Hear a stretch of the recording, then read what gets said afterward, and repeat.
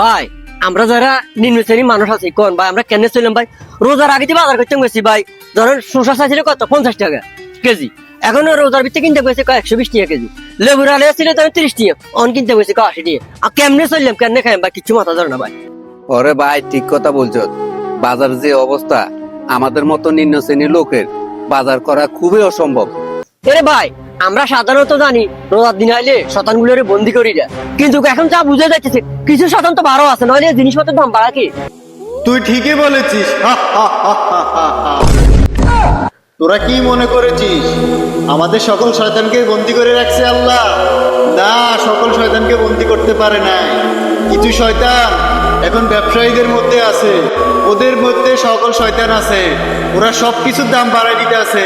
এই যে দ্রব্য মূল্যের দাম, এই ঊর্ধ্বগতি, সবকিছু এই শয়তানেরই কাজ। ওরা সব শয়তান, একটাও মানুষ না।